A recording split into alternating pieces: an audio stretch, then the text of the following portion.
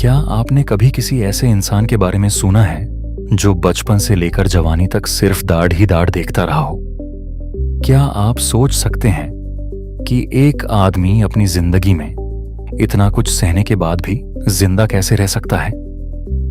और अगर मैं आपसे कहूं कि यह कहानी इतनी इमोशनल है कि दुनिया भर के लाखों रीडर्स इसे पढ़ने के बाद हफ्तों तक नॉर्मल नहीं हो पाए, तो शायद आप यकीन न करें। लेकिन आज की कहानी कुछ ऐसी ही है। ये सिर्फ एक नॉवेल नहीं है, ये दोस्ती, ट्रॉमा, प्यार, सैक्रिफाइस और इंसानी दर्द की सबसे गहरी कहानियों में से एक है। और इस बुक का नाम है अ लिटिल लाइफ। दोस्तों, हन्या यनागिहारा द्वारा लिखी गई ए लिटिल लाइफ को दुनिया की सबसे इमोशनल और हार्ट ब्रेकिंग नॉवेल्स में गिना जाता है। यह कहानी 4 दोस्तों के आसपास घूमती है।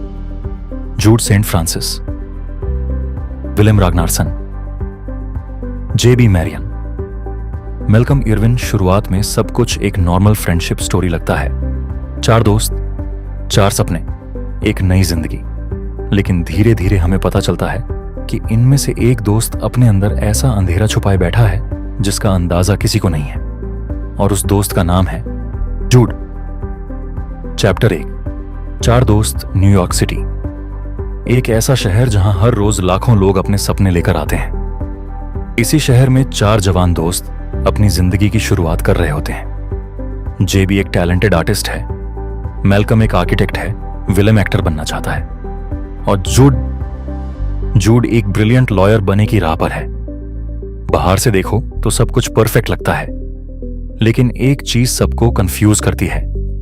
जूडे, वो हमेशा दूसरों से दूर रहता है, अपनी पर्सनल लाइफ के बारे में कभी बात नहीं करता, कभी अपने बचपन का जिक्र नहीं करता, और सबसे अजीब बात, उसके शरीर पर कई पुराने जख्मों के निशान हैं, लेकिन वह कभी नहीं बताता कि यह सब हुआ कैसे। चैप्टर 2, जूड का राज। धीरे धीरे रीडर्स नोटिस करते हैं कि जूड के अंदर कुछ बहुत गहरा टूट चुका है। उसकी चलने में प्रॉब्लम होती है, यूज क्रॉनिक पेन रहता है। कभी कभी वो खुद को रूम में बैंड कर लेता है, कभी अचानक गायब हो जाता है, और कभी इतना उदास हो जाता है कि लगता है वो दुनिया से पूरी तरह डिस्कनेक्ट हो गया है।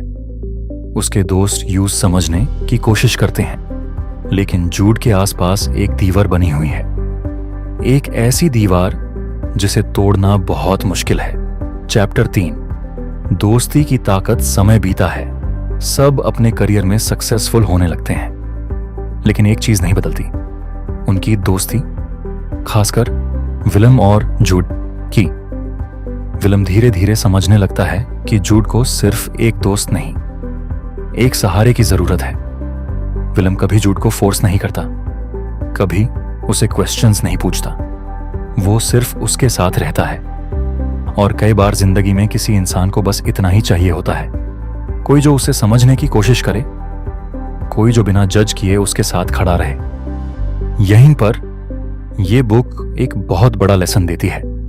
हम अक्सर लोगों को देखकर उनके बारे में फैसला कर लेते हैं, लेकिन हमें नहीं पता होता कि वो अंदर से किस जुंग से लड़ रहे हैं।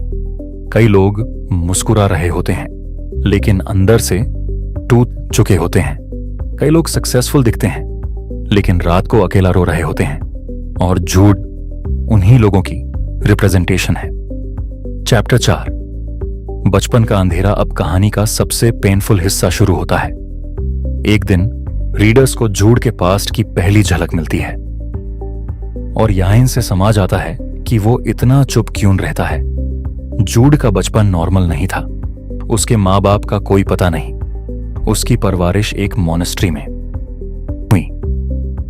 बचपन से ही यूज प्यार कम और तन्हाई ज्यादा मिली, लेकिन उससे नहीं पता था कि असली दाढ़ अभी शुरू भी नहीं हुआ, क्योंकि उसकी जिंदगी में आने वाला था एक ऐसा अंधेरा जो उसकी पूरी जिंदगी को हमेशा के लिए बदल देगा।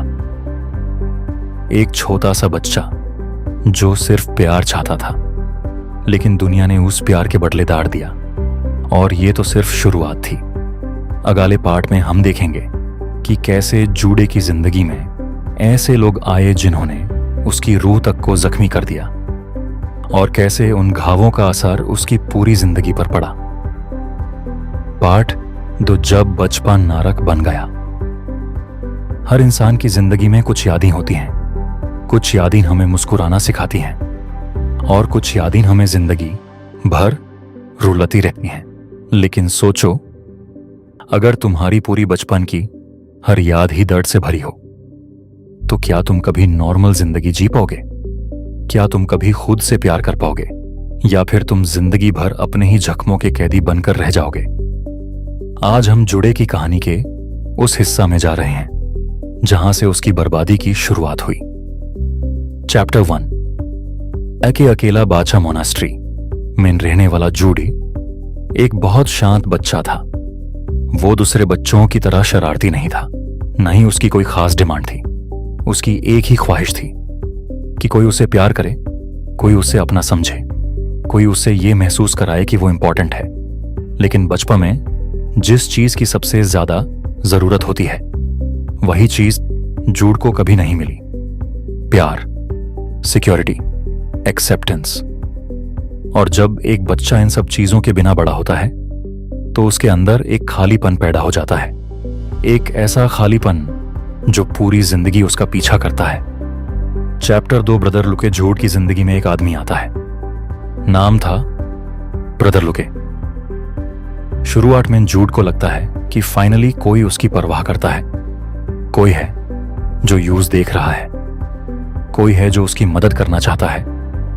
और क्योंकि जूड बचपन से ही इमोशनल अटैचमेंट के लिए तरास रहा था, वो धीरे धीरे ब्रदर लूक पर भरोसा करने लगता है। लेकिन कभी कभी सबसे खतरनाक लोग वही होते हैं जिन पर हम सबसे ज्यादा भरोसा करते हैं। जूड को नहीं पता था कि उसकी जिंदगी का सबसे बड़ा दर्द अभी शुरू होने वाला है। दोस्तों, अ लिटिल लाइफ का सबसे पावरफुल पॉइंट यह है कि यह हमें दिखाती है कि ट्रॉमा अक्सर किसी अजनबी से नहीं मिलता। ट्रॉमा कई बार उन लोगों से मिलता है जिन्हें हम अपना समझते हैं, और इसी वजह से उसका असर और भी गहरा हो जाता है। चैप्टर 3 भरोसे का। तूतना जुड़े धीरे धीरे समझने लगता है कि दुनिया उतनी सेफ नहीं है जितनी वो समझता था। उसका भरोसा टूटने लगता है। उसका बचपन उससे छीना जा रहा था और उससे ये समझने का मौका भी नहीं मिल रहा था कि उसके साथ जो हो रहा है वो गलत है। एक बच्चा जब दाढ़ को नॉर्मल समझने लगता है तो वो सबसे डेंजरस सिचुएशन होती है, क्योंकि फिर वो हेल्प मांगना भी छोड़ देता है। और जूड के साथ भी यही हुआ। उसने अपनी फीलिंग्स को दबा दिया, अपनी आवाज को दबा दिया और धीरे धीरे अपने आप को भी दबा दिया। चैप्टर 4 दर्द। जो अंदर बस गया। समय बीता गया, लेकिन जुड़े के अंदर एक अजीब सी सोच डेवलप होने लगी। उसे लगने लगा कि शायद उसके साथ जो कुछ हो रहा है वो उसकी गलती है। शायद वो ही खराब है, शायद वो ही प्यार के लायक नहीं है।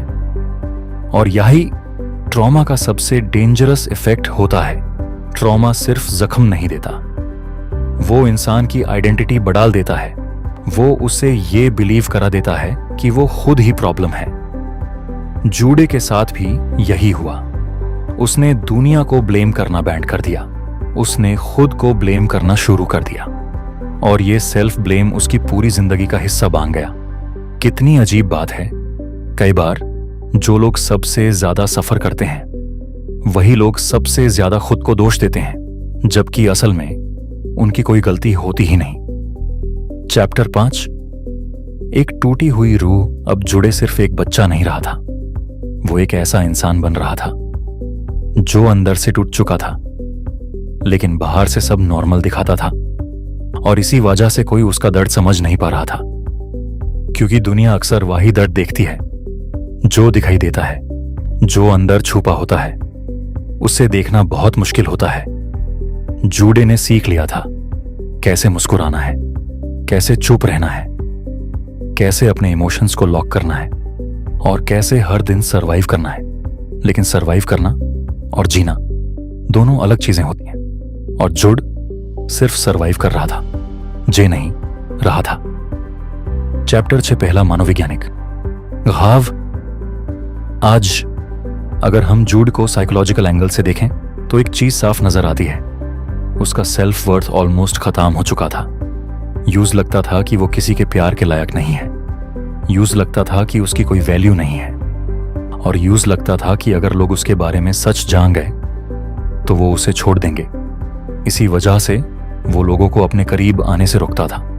इसी वजह से वो अपने इमोशंस शेयर नहीं करता था, और इसी वजह से उसके अंदर तन्हाई का समुंदर बढ़ता जा रहा था। यहां से एक बहुत बड़ा लेसन मिलता है। जो लोग सबसे ज्यादा स्ट्रांग दिखते हैं, जरूरी नहीं कि वो अंदर से भी स्ट्रांग हो। कई बार जो लोग सबसे ज्यादा मुस्कुराते हैं वही सबसे ज्यादा रो रहे होते हैं। और कई बार एक सिंपल तुम ठीक हो किसी की जिंदगी बदल सकता है। लेकिन जूड की कहानी अभी और भी ज्यादा पेनफुल होने वाली है, क्योंकि उसके सामने अब आने वाला है एक ऐसा फेज जो उसकी जिंदगी के सबसे गहरे जख्म छोड़ जाएगा। और ये जख्म उसके शरीर पर भी होंगे और उसकी रूह पर भी। अगले पार्ट में हम देखेंगे कैसे जूडी की जिंदगी और अंधेरे में डूबती चली गई, और कैसे उसने दाढ़ को ही अपनी पहचान बना लिया।